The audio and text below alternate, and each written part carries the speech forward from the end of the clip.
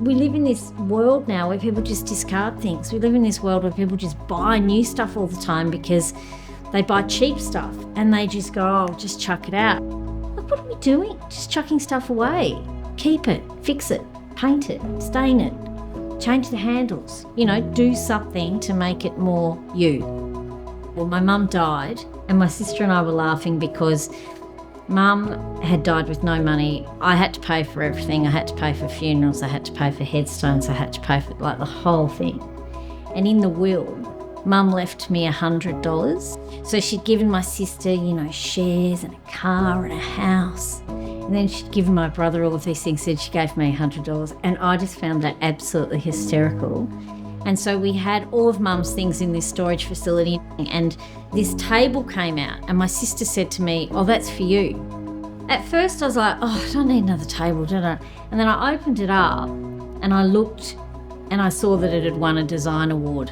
And I went, oh, hang on. And it was interesting to see the quality and the construction.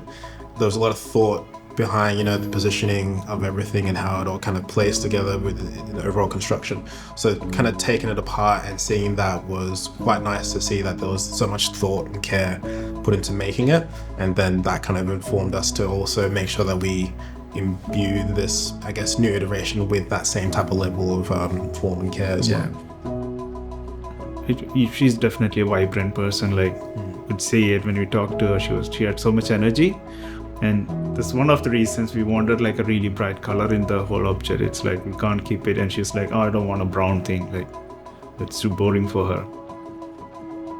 So initially it had a leather dome. So we kind of took it apart, saw the construction. It was still faceted. So kind of mimics what I already could do, like faceted timber planks stitched together. And there's this interesting conversation between threads and sewing and the knitting table. So it kind of connected really well conceptually for me in my mind. But yeah, making a dome is really tricky. I'm pretty sure this veneer is rosewood, even the legs are rosewood.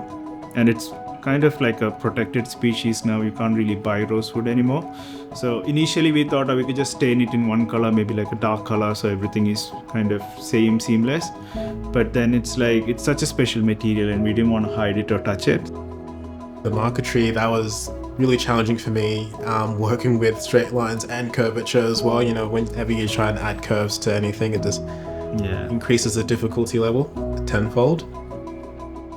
You call it transforming and not repairing. So I think there's a big difference in, like, when you say transform, I kind of feel like a whole new it's more valuable than just a repair. Like, we could have just redid the same veneers and just repolished it, and that could have been a repair. But when you say transformative, it's more like there's a bit more challenge or expectation in it. So a bit nervous to see how Amanda will take it, hopefully positively. But we like it, so hopefully Amanda does too. Oh my God! You recognize this? Oh my God, that is amazing! Oh, that is fantastic! Oh, it's beautiful! Wow! Look at that! And the blue! What do you think of the blue? I love it! See, that's why people like you exist, because you've got these incredible ideas. That is beautiful. It's my whole ethic in life is fixing things and repairing things. And we've lost that value in heirloom pieces. We've lost that value in the sideboard that's been handed down through the generations.